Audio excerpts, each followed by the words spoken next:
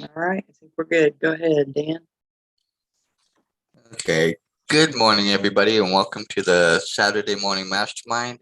I'm here with all of my friends, Samantha, Angel, Jason, and Catherine, and Lori. When she jumps back on, I think she's having some uh, connection issues, so she's going to try and jump back on.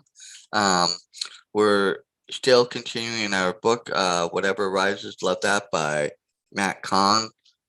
This is the book, and I'm going to let everybody just jump out and say hi. I think I forgot to do that last week, so I'll let everybody jump out and say hi, and then we'll get started. And if Catherine is willing, I think we all love it when she does the reading for us. She does such a great job.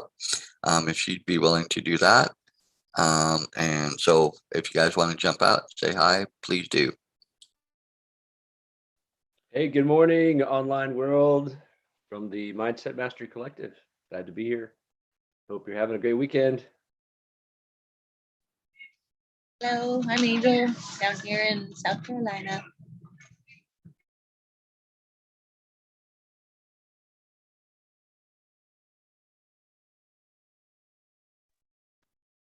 Hello, Samantha in Indianapolis, Indiana.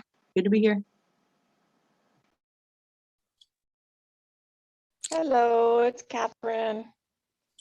I will start the reading. The section that we're covering today is called Being Worthy of Love. And what I'll do is just stop at the end of this little section and see if we're ready to talk or not, because last time I was going to continue and we decided to stop. It's kind of easier to do it in these little sections. We always have enough to say, so it might be all right. As you become more receptive to your feelings than ever before, it is normal to wonder if you are worthy of receiving this much focused time and attention. Perhaps you're not feeling the love, or it seems inauthentic to say, I love you so often. Maybe you're accustomed only to hearing words of praise as a sign that you've done something right. It's natural not to know how to let encouragement in if it has been given only as a reward for good behavior. It is also understandable to push away love when it is associated with those who have hurt you. Even if the words, I love you, have been offered by those who betrayed, hurt, abused, or abandoned you, it is imperative for you to embrace your own innocence as a way of recognizing that attention doesn't have to lead to pain, manipulation, or rejection. With the utmost respect for every tragedy and insufferable environment, each of us has been given the power to survive. May every step forward guide you out of the ashes of a painful past to make peace with love, even if you're unwilling to forgive those who have hurt you.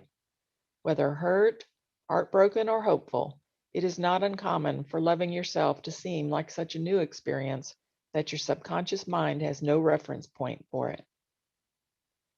Can I just say what a sad statement that is, but it's so true. The subconscious mind is comprised of two basic categories, the familiar and the foreign.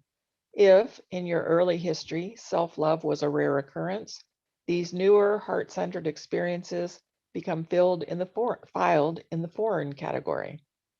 As you begin to love your heart, any lack of authenticity or resonance is simply your subconscious mind's way of saying, you haven't done this before. Since you may not have taken the time to cherish yourself on a regular basis, you are starting your own love revolution to change the way your subconscious mind responds to being the center of attention. Every time you send love to your heart, it gets subconsciously recorded as a vote of familiarity. I still didn't say it right. Even just one I love you acts as a precedent setting moment once you are able to honor yourself unlike any other time in the past. As I love you becomes one of the most popular phrases you either say to yourself or send as a blessing to others. Your subconscious mind is rewritten to recognize love as a familiar experience. Over time, what once fell under the category of foreign has now moved over to the category of familiar. When this shift occurs, the subconscious mind gives your body permission to resonate with love as a fully embodied experience of truth. As your subconscious mind becomes more acquainted with love, you are able to sense the validation, safety, and security that you may have thought always needed to come from others. Each time you are able to love what arises, you are not only releasing cellular debris out of your body, but unraveling judgments out of your subconscious mind. The more judgments are unraveled throughout this process, the easier your heart is able to remain open.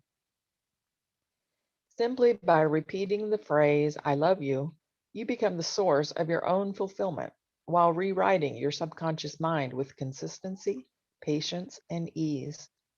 As you resonate with love as a truthful and more familiar experience and feel safe enough to let life in, you are able to provide love to others as a profound gift of transformation.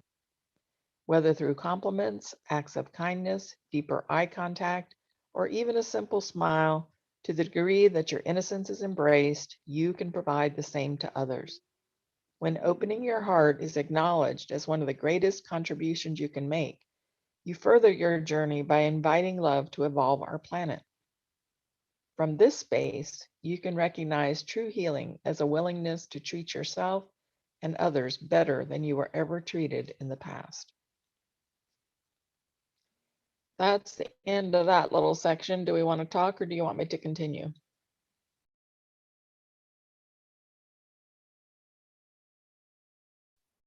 I think we could continue a little bit because normally you read for about 15 minutes or so. And so unless the next section's really, really big, I haven't gotten that far. I mean, I've read the whole chapter, but I don't remember every little thing. Okay, I'll keep reading. Last time I only read for 5 minutes. That's why I asked. So Oh, well, I'll see, read the next section and then we'll stop. okay.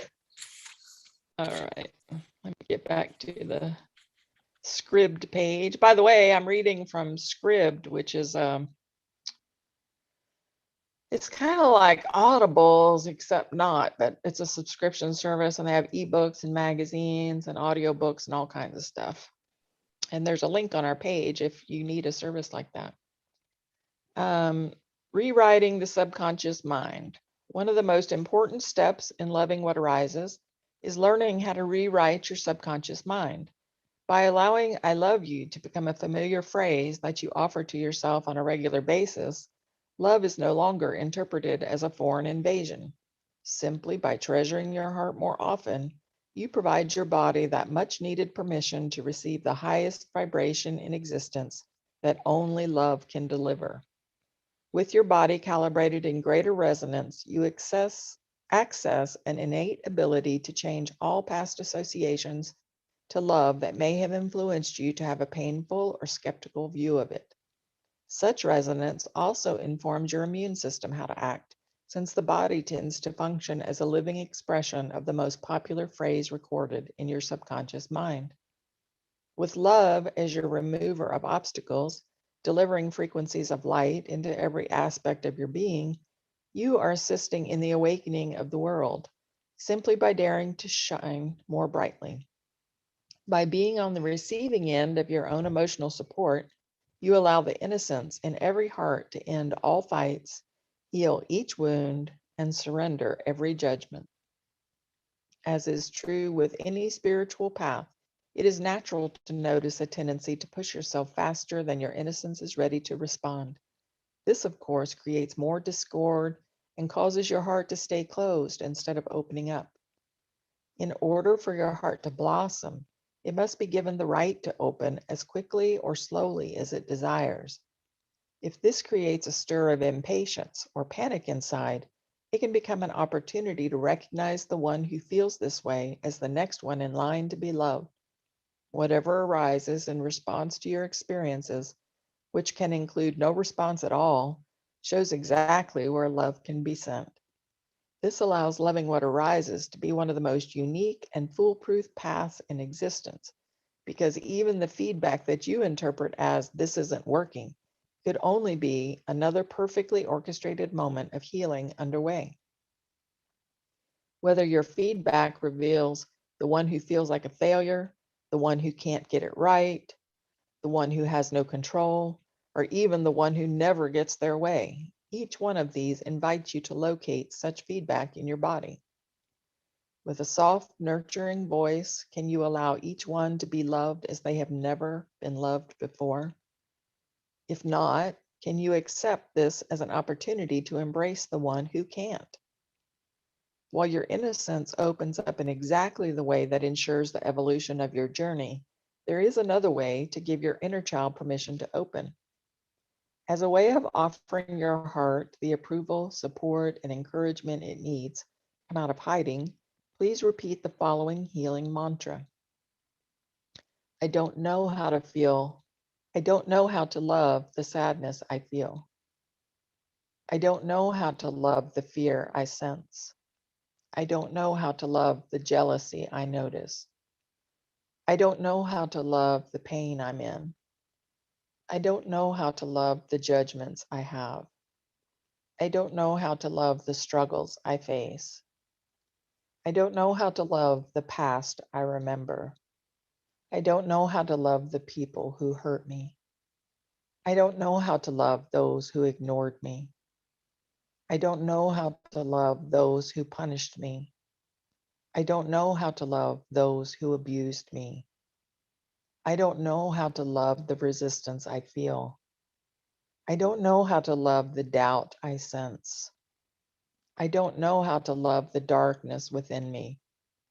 I don't know how to love the things I hate about myself. I don't know how to love what's here to be loved. I don't know how to love what I may never be willing to love. I don't know how to love the one who can't seem to shift. I don't know how to love the one who doesn't want to forgive. I don't know how to love the one who refuses to grow. I don't know how to love the one who always thinks they're right. I don't know how to love the one who always seems victimized. I don't know how to love the one who believes they're entitled at the expense of others. I don't know how to love the one who is always in need. I don't know how to love the one who is always desperate, lonely, and never fulfilled. I don't know how to love the one who's never satisfied and always needs more. I don't know how to love the one who's afraid of having less. I don't know how to love the one who's always thinks there's something to earn. I don't know how to love the one who just wants to go home. I don't know how to love those who have denied me. I don't know how to love the one who has always been denied. I don't know how to love the one who always feels unworthy. I don't know how to love the one who chases desire only to push away all that is given. I don't know how to love all that I am.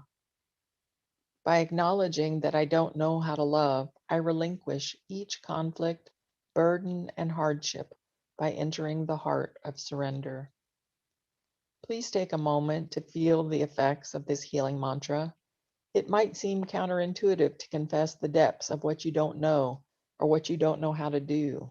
And yet, in your body, there might be a profound amount of spaciousness, relaxation, and relief as a result of each confession. As you accept what you don't know, the universe within you that knows and does it all is called into action. In response to such a mantra, the universe resolves through you what only the grace of your honesty can ever set free. One reaction, confession, and I love you at a time, you liberate yourself from a painful past to clear out your subconscious judgments and allow love to enter your world.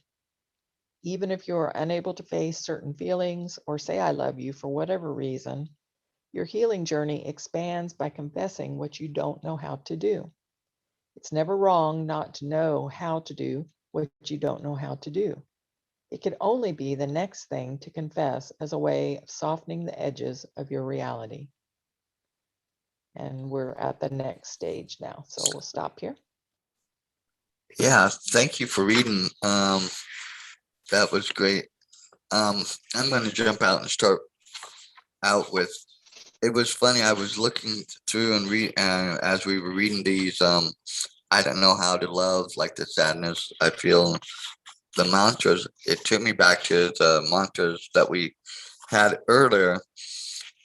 And I don't know if there's to me, it almost seems like, for me, it's, I think, more helpful to look at these and go through these first to open myself up with this to understanding I don't know how, so I can open up, I think, and then make room, and then say when I'm sad, and then go back to the earlier mantras, when I'm sad, I deserve more love, not less.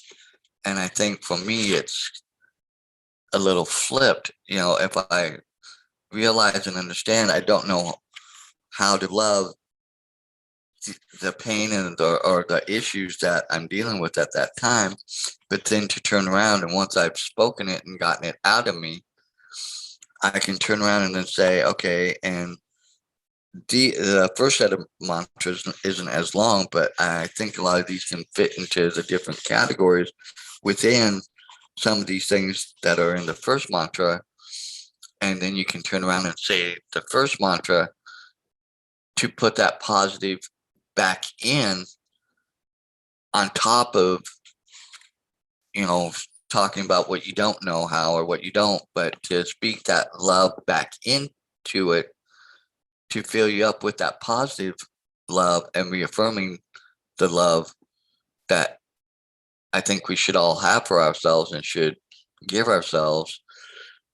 So then that way, then it can carry forward and we can move out from the I don't know to no, I'm putting that love in and trying to put that back out. I don't know if that's the same for anybody else, but that's just kind of what came out of the reading for this.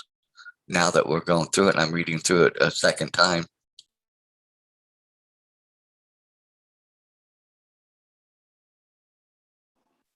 I think that's great, Dan. I think that just the thought of, if you're going through these, I don't know how to love, whatever comes up and resonates with you personally, is say, whatever it is, say, I don't know how to love the people that hurt me, and then turn around and say, but I deserve more love, not less, or, something along that lines. I think that's a great idea.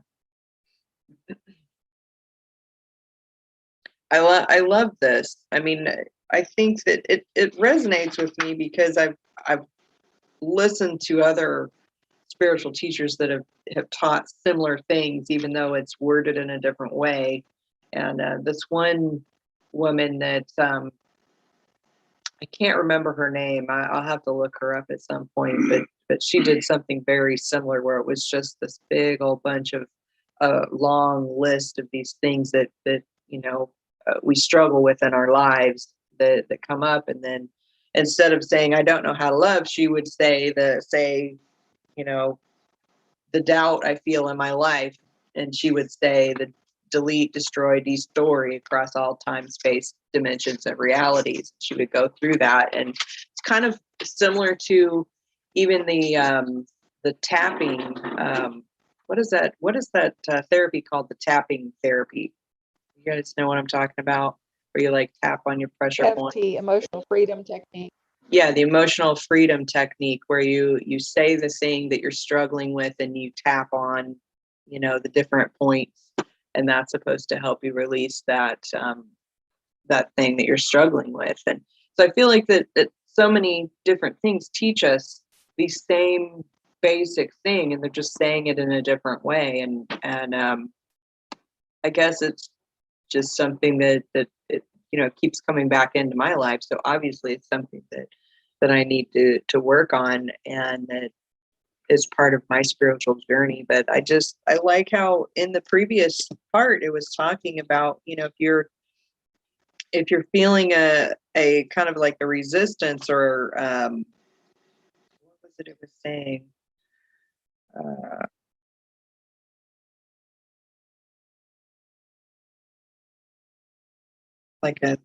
Like you feel like you're not doing it right or whatever, is that, that's okay. It's just, whatever speed your heart is willing to open is all good. It's just go with the flow, I guess. Kind of what it's trying to say. It's whatever seems like it's, working is great, and whatever is you're feeling resistance to, then just do your best to send it love and allow it to open, allow your heart to open in the time that in the time that it's supposed to.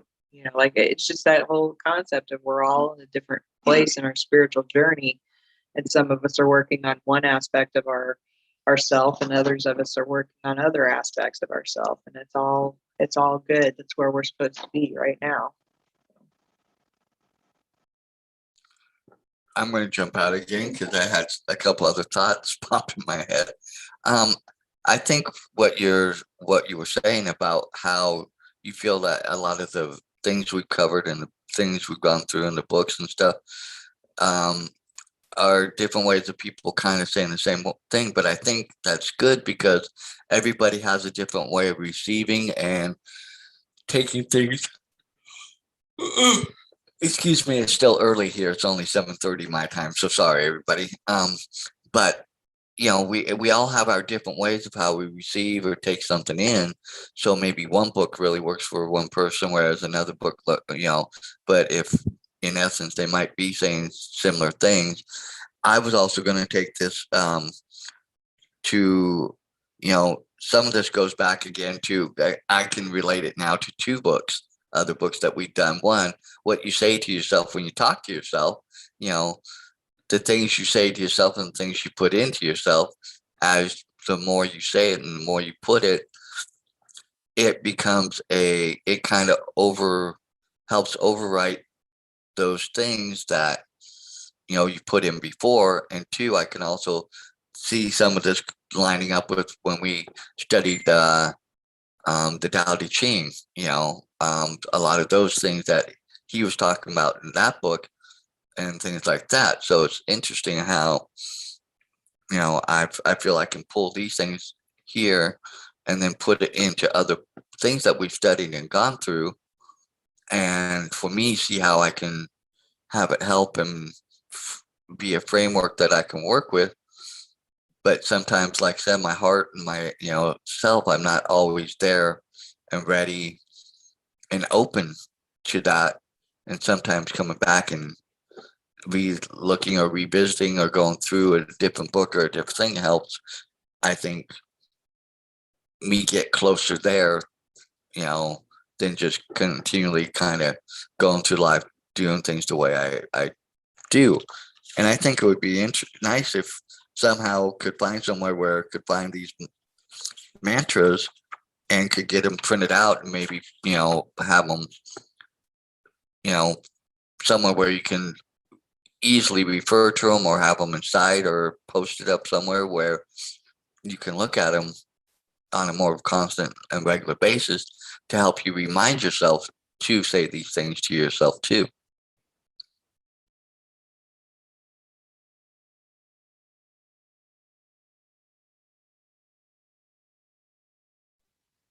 Yeah, writing them out is, anytime you write something down, that it really helps reinforce it through your body as well.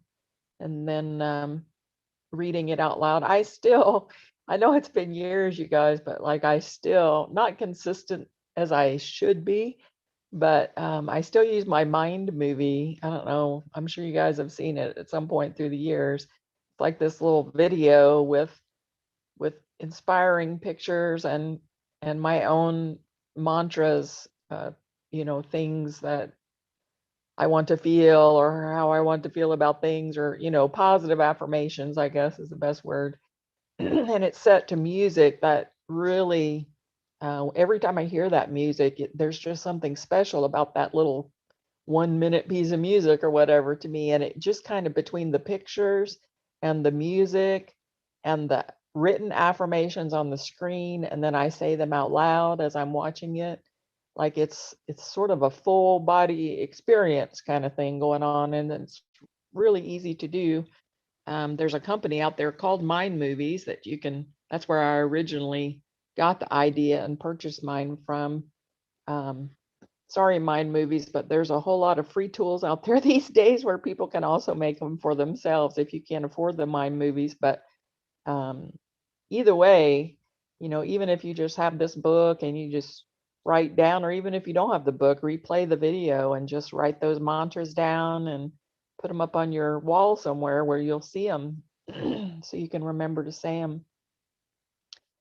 I, you know, every book that we read and study, I take something of it with me and I'll use it. And this past week, I caught myself, um, like last week, I caught myself kind of beating up on myself, and I was using the I deserve more love, not less mantra. And this week I was just in tears, and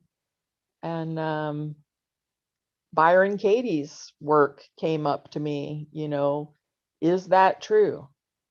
And is that really, really true? And I had to stop myself at that moment and say, no, the things I'm thinking right now are not necessarily true things. They're fears that I have and frustrations, but the fears that I have are just fears. They're not true. They're not happening right now. And I don't need to be crying over it, and it wasn't like a chastised moment or anything like that. It wasn't in opposition to love. It was just a calling myself out and saying, okay, that is a possibility, but it's not the only possibility. Let's focus on some of the better possibilities that don't make us cry, you know. And so sometimes, you just have to redirect yourself a little bit. And all these books help me do that. Yeah, I'll be honest. The I guess the last book we did, whereas I Am Self-Love, I have found myself saying that a lot. Like when I'm out, I'll admit it, when I'm out Ubering or something, I just have thoughts come in my head. 'Cause that's when I think a lot is in between rides. So I start going back over the day's events or the prior days stuff, and kind of in my mind, I have to go through things several times until I get to a resolution for myself and I feel comfortable with things, and I can say, okay, I can move on now. And a lot of times in doing that, I find myself in certain moments, I say I am self-love, um, just to remind myself that I believe that, and I have to, because I'm saying it from the point of view with my beliefs. I believe God is love and that God loves me, and that, there's stuff in my life and my purpose. And so then, but I also have to remember that through that, I've got to love myself too. That not only does God love me, but that I've got to love myself too. And I think, for me, there's a little bit of a disconnect in that. And so sometimes that's when I really beat myself up. And so I find myself using a lot, that I Am Self-Love a lot from that last book. And um, it's becoming more and more of a way for me to kind of help reset myself, I guess, so to speak, to where I can say, okay, go back to at least that the love you have with, God and the universe, and love yourself in that and connect there. So that way I can kind of get myself back grounded and able to move forward with whatever I'm dealing with and kind of get to a reconciliation point. And then I usually can. And then okay, I'm fine now. I move on.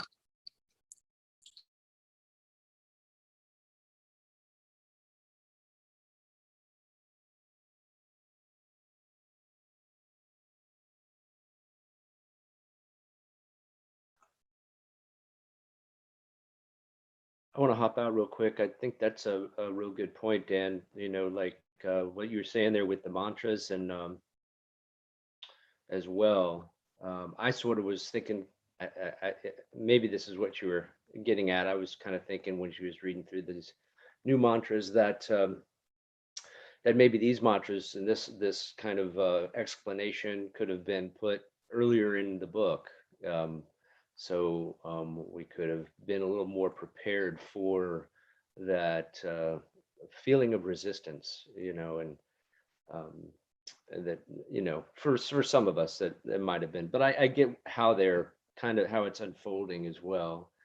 I also really appreciate you reading, Catherine, and I like what you're referring to, that, we kind of we have to do the work, to get something out of it. And um, as we're open to these ideas and we listen to these different um, tools and techniques, and we incorporate them into our life, we kind of have more tools to understand what's going on, and to work through things. And I'm really liking this as well. I like, and what you said, Samantha, in regards to the I think it was you who brought up how in the book they're saying that the feelings of the resistance were kind of like opportunities to heal. And I think he mentions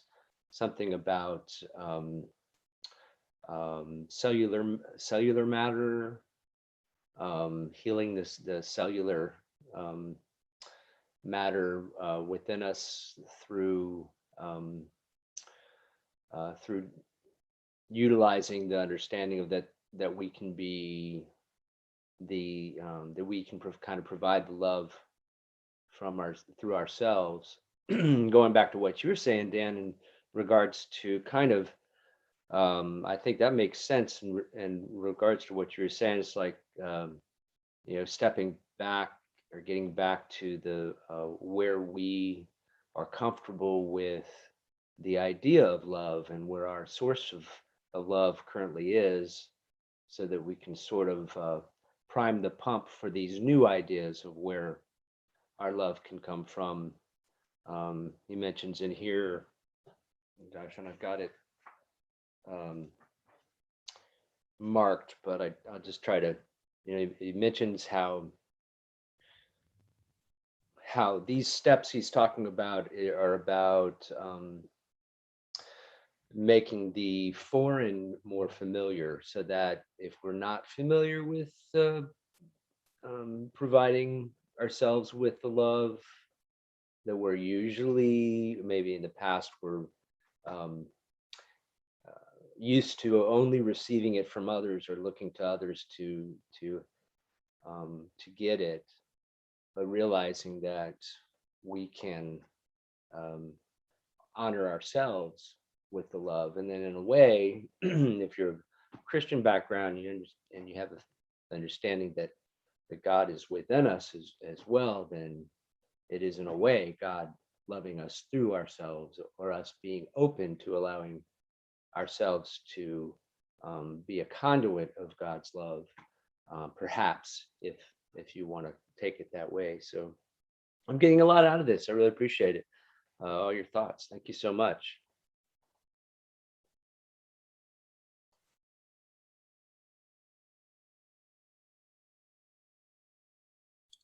Okay, I'll jump back out again. When you were talking a little bit, Jason, it took me back to what Samantha was saying about the resistance, and how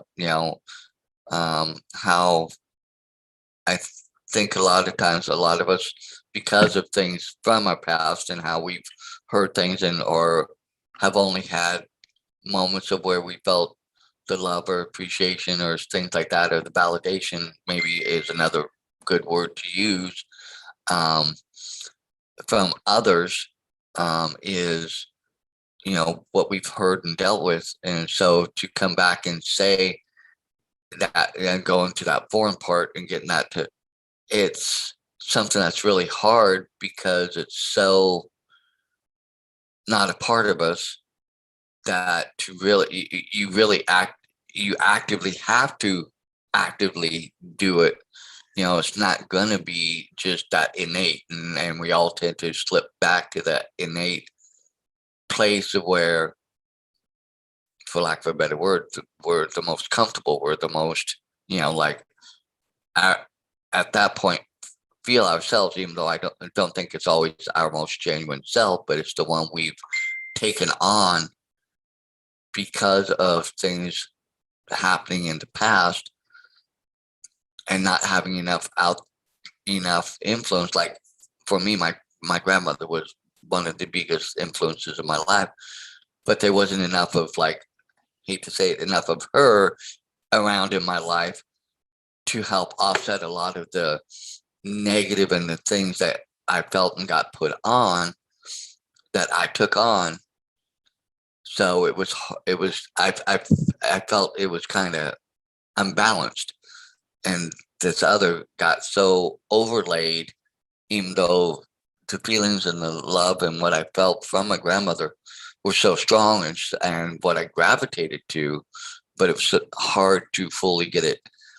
And I think with, going through the last couple books, like I said, the I Am Self-Love has somehow really kind of come into the forefront for me, to where I really can dig in, I think, to part of that feeling and bring that back out and bring it back into the forefront of my life and who I am and what I'm about. And because anybody who knows me knows I love kids, and if I'm around kids, that kid nature in me so comes out. I can get down to their level. I can come to their level and see the wonder and see the awe and see the, and that part of the innocence is what I love, because I feel and maybe this is an epiphany.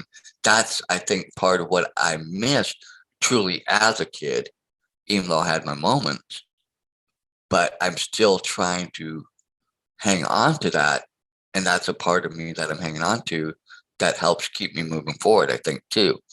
And, and that's why I think when I'm around kids, I tend to liven up more, so to speak, I guess, to say, and like yesterday I was at my church did a pumpkin party, and they did a pie throwing thing. It was basically whipped cream being put on paper plates.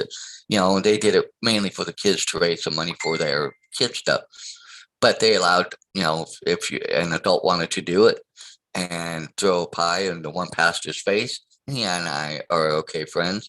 I thought, okay, I'll put up the $20 that they were saying it would be to throw one of these. I was the only adult that did it, but I got it out there and I did it and I loved it. It was fun. And kind of, it was a kind of nice ending to my day yesterday, even though I was there helping make hot dogs and feed people and stuff like that.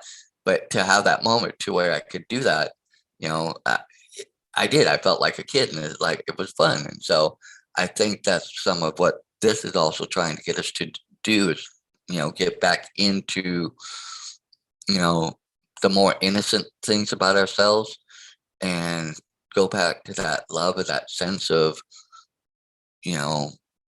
that first love of ourselves when we were babies, or when we were the infants, and stuff. And it was all about, hate to say it, it was all about us, because we loved ourselves the most at that time, except for our parents, because they were the ones who fed us, changed their diapers, did this, but and I think as life goes on, we get so many things overlaid on us that we forget to go back to that.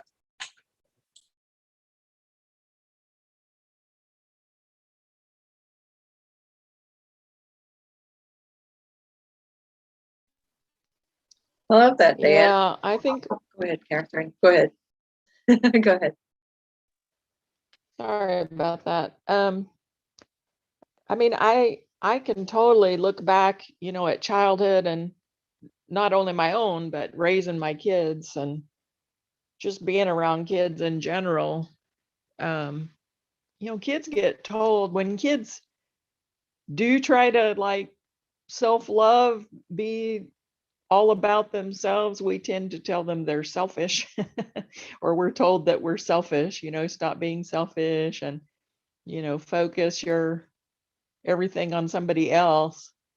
And I think that's a real disservice to us. I mean, I think that we, of course, are trying to teach a good lesson by encouraging the kids to, not be so self-centered, and to share and do all the nice things. But at the same time, we kind of are sending a message against self-love, if that makes any sense. And I think that those early childhood lessons just stick with us forever and ever, even if they don't make sense or they cause pain. And even when we recognize that they don't make sense and they cause pain, they're just still kind of deeply ingrained into us, and it really takes a lot of work to reverse our opinions on those things. And I think that's one of the places where Byron Katie's work comes in really well, because a lot of those things are not truths, but we have taken them on as truths. And so when I feel that emotional upheaval, sometimes I just have a little pity party, but sometimes when I'm done with my pity party, then I try to figure out what the heck is going on. And a lot of times, it tracks back to something from the past. And I think that's just, the human body we are an animal, and we have survival instincts that keep us alive, and one of those survival instincts is not being kicked out of the tribe, so we take on everything that we're told as a young child because we think we're being taught how to survive, in the tribe. So and then we work the rest of our life to unlearn all that stuff.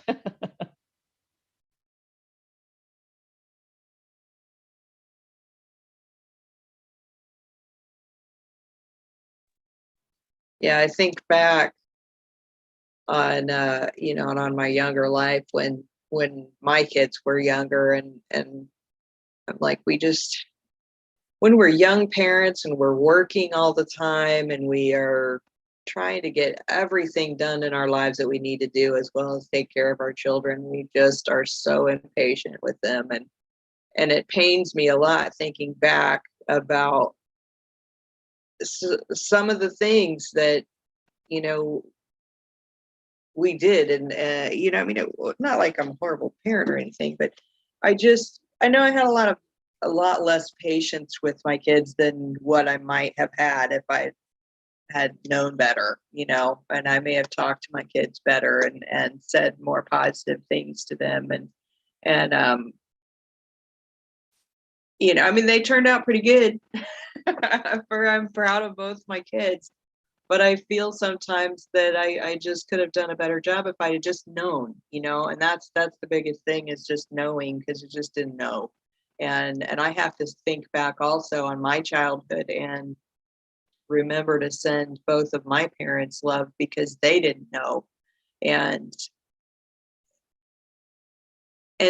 just realizing that they were just in I think a big part of this book, even though it's telling us to remember, hey, we can be our own source of love, is to also be reminding us that, when we can do these things for ourselves, then that's a way we can recognize that we can do that for others. And when we feel resistance to another person because of whatever they're doing or acting or saying, is that instead of being reactive to them, is to remember they deserve more love, not less. And that can be really difficult when you have somebody in your life that you struggle with. And it's hard, but I love these reminders. And Dan, when you were talking about, getting down there with the kids and how much love you have for children, and I'm like, I think that's great and amazing. And maybe that moment we were like, oh, this is, maybe this is my way of giving myself this love as a child that I didn't get. I think that's wonderful. And that's a good thing to recognize. And maybe by just doing those things, you are literally, if we are all one, we're all one energetic thing, even though we have these separate experiences, is when we can give this love to an aspect of ourselves that we need, then we are giving ourselves love, right? As long as we're not rejecting ourselves in place of someone else. So yeah. Rambling on. No, interesting that you brought that up, because I'm going to admit this, when I was there yesterday and the kids were running around, and I even got caught up as like, all these kids, they're running around everywhere. And in a way, watching them tired me out. But at the same time, I was like, that's what it's all about. Just being your exuberant, you know, in those moments, fully just there. And kids tend to have that ability to be just in whatever the moment they're in and fully appreciating it, fully loving it, just having, you know, yeah, but they also are fully in the moments when they're in trouble or, things are happening, but that's the one thing I have to admit that I think that my mom, the one I call my mom, who passed away in July, tried to do the best she could was, you know, she would, whenever we would get in trouble, but she would always try to later on kind of go back to the heart of it and explain why we got in trouble or help us to understand.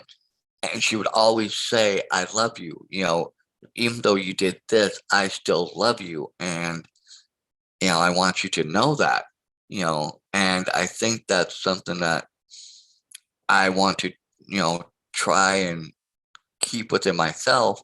And I have those moments where I don't. And because of things, before those things, before those times in my life that have had such an impact, but I recognize the fact that I think she recognized that kids need to have that, still have that positive underlying thing that reaffirms them, even though that at that moment, and she would say there were times where she'd say, I don't like you right now. I don't like you. I want you out and away and out of my face and stuff. And if you're going to be like that, go to your room, just be there and don't come back out until you can be a normal human being. But she would always come back and say, but I still love you in that same thing. So I think, a lot of times, not enough people understand that and get that and say those things. And I do, like, especially with kids, I always try to put out that positive emphasis and build them up, because even I recognize back to when I was a child, the only time I got that was from my grandmother and maybe my teachers at school a little bit when I was at school. But in the main influx of my life and around those things, the people that I feel should have mattered the most, should have been the most loving and the most caring and the most, ones for me, I didn't get it. And that's still where I have that big rub. And I've gotten to the point where I've forgiven them. It's been harder to still go back and try and love them. And I'm trying to get to that point where I can put that love, because my real father's dead. My stepdad's dead. My real mother's alive, but we don't have much of a relationship. So even if I can go back and at least try and maybe put that love out, hopefully by it being out there in the universe and by showing it elsewhere, I can maybe work back towards getting to that, being able to love her, and maybe being able to, even if it takes 10 or 20 years, or maybe even on my deathbed, getting to that point where I can say really to her or in a letter saying, I have forgiven you. And I want to love you, or try to love you for who you are. That's part of the process I think I'm still working on. And I think that's, part of what, even in my beliefs and what I believe in my relationship with God and everything, that's part of what I need to do to help me fully connect with God or the universe, infinite intelligence, the source, fully in a more fully connected way.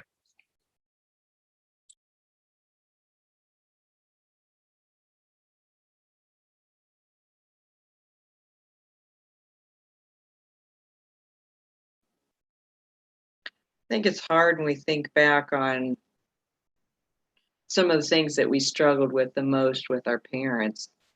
And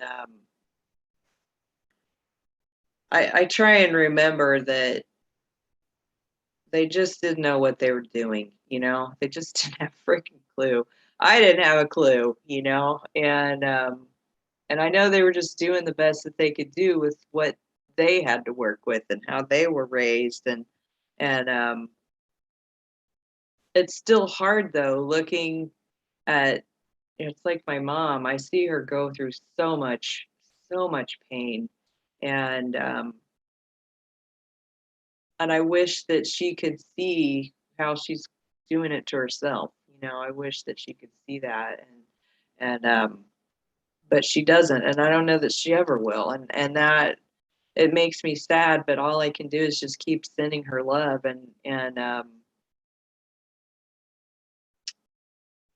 you know, and know that, you know, at some point that, you know, it's all going to be fine. And I hate the idea that she's going to cause herself pain until the day that she dies, because she's not seeing that she is the jailer right now. You know, like Catherine was saying last week about how we kind of lock ourselves into this box of, you know, we don't think that we have a way out of it. We can't have love because of these things that we chain ourselves up with. And you know, we're not the one. We don't think that we're the abuser. There was the abuser from before, and that's who we think that we're upset with. And although we are, we're still the one that is continually reliving the same horrors over and over and over again. And we're the ones that are doing that to ourselves, just like with the, you know, what do you say when you talk to yourself by Shad Helmstetter, and the change your thoughts, change your life that we went through. And those are the things, you know, these are the ways that we continue to beat ourselves up, and we continue to abuse ourselves by going over and over and over again of these things that happened to us in the past. And I see my mom doing that, and it makes me sad, and I wish that she could recognize that she doesn't have to do that anymore, you know. And but I know it's hard. I know it's really hard. And maybe someday. I don't know. Well, I'm going to jump out. It's 8, a little after 8. We're at the top of the hour. This hour has gone by fast. If there are any last thoughts or anything anybody wants to put out, I'm going to throw my last thing. Jason just put a little thing in the chat that says, you know, let me read it. It says, those early lessons we learned as kids are, like Catherine said, ingrained in us. And 2, going back to what you said, Samantha, I think that is part of it, understanding that, you know, we are the ones keeping ourselves in that jail. But we also have to understand that those that, you know, our parents and those, you know, within that realm are in, if you look at it, are kind of in their own jail, because they're the products, I hate to say it that way, of what their parents were like. So even though I look at my grandparents a certain way, in talking with my one aunt, I've learned some things about my grandparents, and from my mom when she would talk about things. You know, my grandparents were not as all angelic as I paint them to be sometimes for myself. That they were human beings, that they were, you know, like normal parents, that they had their moments, they had their times, you know, they did things with their kids that, you know, their kids, hang on, somebody's trying to call me. I'm going to, so, in that sense, being able to put it into context and realize that, you know, it's kind of a long line of each respective person putting themselves in their own kind of jail from what was, hate to say, handed down. It goes back so long and so far. So yeah, we have a lot we have to unfold and unpack and rewrite, so we can rewrite it for ourselves, and then turn around and rewrite it for those that we impact in our lives, whether it be our other family members, our own kids, or even people in general that we meet, that we interact with, to help them maybe pass that energy and that idea in some small way on to them, to help them think about it and hopefully, make some changes and ripple effects in their lives too. That's my last little bit.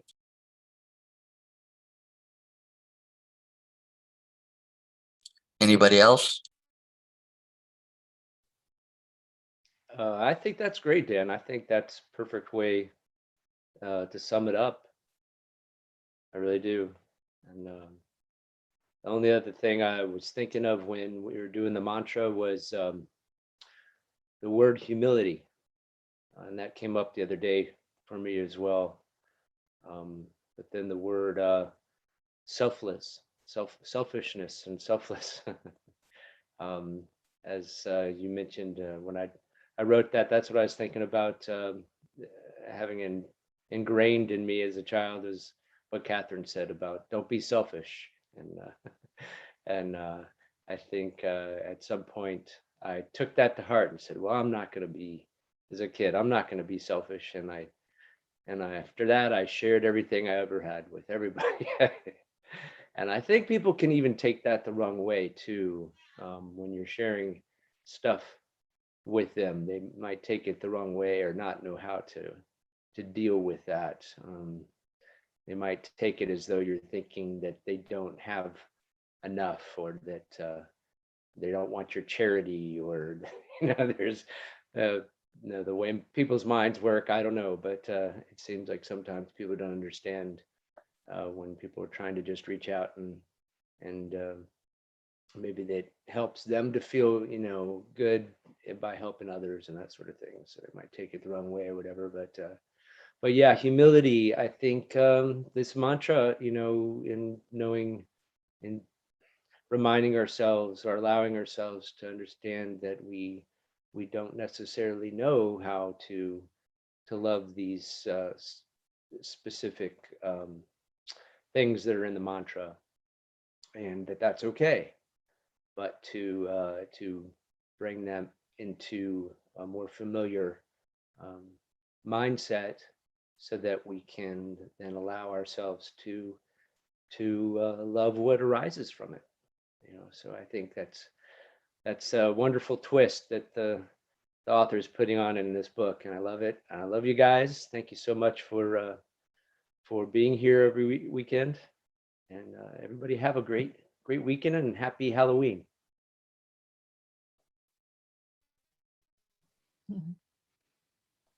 Yeah, thank you everybody for being here with us. And I think that's a great observation you made, Dan. As a grandmother, I can assure you that there is a difference between how you raise your children and how you interact with your grandchildren. There's a huge difference. At least for me. I mean, I was, 16 when I got pregnant. So I had no idea how to be a parent. And just like you, Samantha, I look back at things and I go, oh my God, how could I mean, I wasn't a horrible mom, but I was a single mom. I was trying to, work as a nurse and take care of all the everything. And I didn't have the patience, and I didn't have the knowledge of how to do it to begin with, because my parents and grandparents didn't have the knowledge. It is a generational thing. But I can totally, like, I think of my grandmother very fondly, and she was harsh with me, but she wasn't as harsh with me as she was with my mom. If I were to describe my grandmother and my mom was to describe my grandmother, you would have two very different descriptions. And I'm sure my kids and grandkids could say the same about me. I was pretty strict with my kids, and my grandkids, I'm probably still stricter than their mom, but not nearly like I was. Like, there's just a difference. And you just don't know how to do better until you know how to do better. And we have to learn to love that about ourselves. And that's what I like about this book, is that because sometimes you just feel like you can't love something about yourself or something that's happened. But this book gives you the option of loving that person who doesn't know how to love, and because sometimes you get to a place where you just feel like you're at a brick wall and there's no place to go. And this book kind of puts a magical door in that wall and gives you another place to go. And I really love that about it. So, and I love all you guys, and I love reading.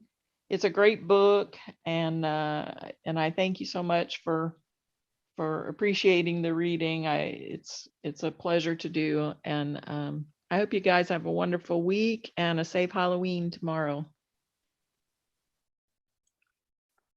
Anybody else? Because if nobody else is going to jump out, I'm going to say once again, this has been the Saturday Morning Mastermind for the group, the Mindset Mastery Collective. We're on Facebook, we're on YouTube. We also have a website. So if you want to learn more about us, you can go to Facebook and look up Mindset Mastery Collective and ask to join our group. If you want to be on the panel, you can always get to one of us and ask us, and we can get you plugged into that. And we would love to hear other thoughts, ideas, and things like that. Please subscribe to our YouTube channel, and give us a thumbs up and everything. So for that, if nobody else has anything, that's it for the Saturday Morning Mastermind, and we'll see you next week. Have a good week and have a happy Halloween, and everybody be safe and scare away all those goblins.